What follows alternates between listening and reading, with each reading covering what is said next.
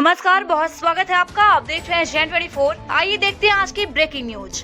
तटबंध एवं घाटों के प्रस्ताव गांवों में बनाए जाए। डॉक्टर येंगल। सकारात्मक जन आंदोलन के साथ अधिकाधिक पौधारोपण जरूरी। रीवा जिले एवं संभाग के जिन जिन गांवों से होकर नदियां बह रही हैं, उन गांवों में ग्राम सभाएं कर ग्रामीण जनों अपने गांव की नदी पर तटबंध एवं घाट निर्माण के प्रस्ताव गांव में ही बनाए जाने चाहिए। प्रस्ताव तैयार करके मांग पत्र जिला मुख्यालयों के साथ राज्य एवं केंद्र सरकार को भेजे जाने की आवश्यकता है। तभी हम अपनी नदियों को सदा नीरा और सुरक्षित रख पाएंगे। सकारात्मक जल आंदोलन के साथ हर गांव में अधिकाधिक पौधारोपण किया जाना भी जरूरी है। राष्ट्रीय जल बिरादरी के सदस्य एवं पर्यावरण विशेषज्ञ डॉक्टर मुकेश येंगल ने ग्रामीण अंचलों में बैठकों के उपरांत उक्त विचार व्यक्त करते हुए कहा कि भारत हमेशा से नीर, नदी और नारी का सम्मान करने वाला देश रहा है।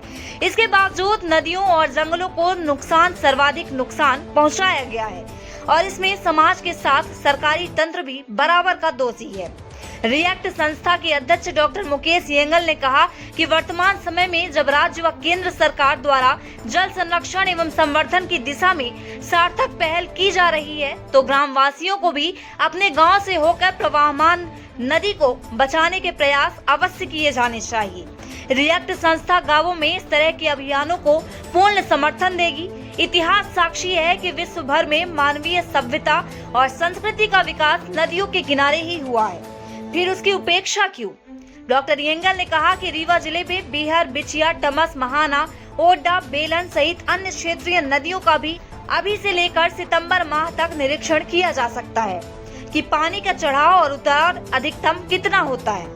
इसके बाद संबंधित हर गांव में 50 से 100 मीटर के तटबंध या घाट बनाने के लिए आवश्यक प्रस्ताव तैयार कर फिर राशि की मांग करनी चाहिए। यह विश्व स्तरीय जल प्रपातों परिपूर्ण क्षेत्र है।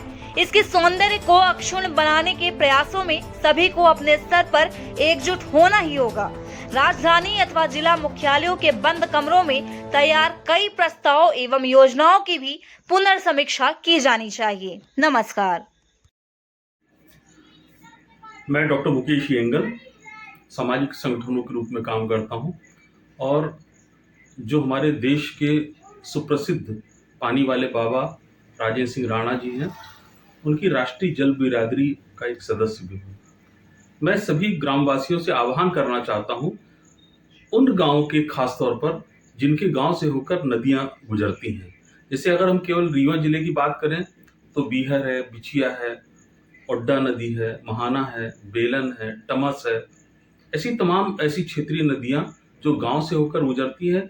लेकिन इधर 20, 25, 30 सालों में भी यहाँ पर कोई तटबंध या छोटे घाट नहीं बनाए जा सके हैं। मेरा आग्रह यह है कि हर ग्रामवासी इस पर विचार करे और अपने गांव से 50 से लेकर 100 मीटर तक के प्रस्ताव तैयार करें। वो तटबंध हो सकते हैं, वो घाट हो सकते हैं। वो ऐसे घाट और तटबंध निर्माण का प्रस्ताव गांव में तैयार करने के बाद जनपद पंचायत और जिला पंचायत के माध्यम से राज्य शासन को प्रेषित करें, क्योंकि ये बहुत आवश्यक है कि हम अपने क्षेत्र की नदियों को सदा नीरा बनाए रखने के लिए, जहां पर हम जानते हैं कि ये सर्वविदित है कि नदियों के किनारे ही भारतीय ही नहीं पूरे विश्व की सभ्यताएं निर्मित हुई हैं। यहीं से जीवन प्रारंभ हुआ है और आज भी हम अपने नदियों को उपेक्षित कर रखे और उम्मीद करते हैं कि राज्य या केंद्र सरकार इस पर कार्य करे। लेकिन मेरा यह आग्रह है कि हर ग्राम पंचायतों को अपने स्तर पर ग्रामीण जनों के साथ बैठकर ऐसे प्रस्ताव तैयार करने चाहिए और साथ साथ में इसके प्रस्ताव तैयार करके वो 100 मीटर का तटबंध हो सकता है, घाट हो सकता है, और साथ में पौधारोपण अनिवार्य रूप से करें। ये बरसात का सीजन शुरू हो चुका है, इसमें हम देख सकते हैं पानी कितना अधिक से अधिक नदी में कॉर्नर किनारे तक आ सकता है या कितना सूखे वाली स्थिति में नीचे तक जा सकता है। उसके हिसाब से प्रस्ताव बनाने चाहिए और केंद्र और राज्य शासन को प्रस्ताव भेजे जाने चाहिए। तभी हम अपने गांव से होकर गुजरने वाली नदियों का, जो सदियों से हमारा साथ देते आई है, हम उनको सुरक्षित और संरक्षित रखने का जो भी प्रयास हो सकता है उसे हम बेहतर तरीके से कर पाएंगे।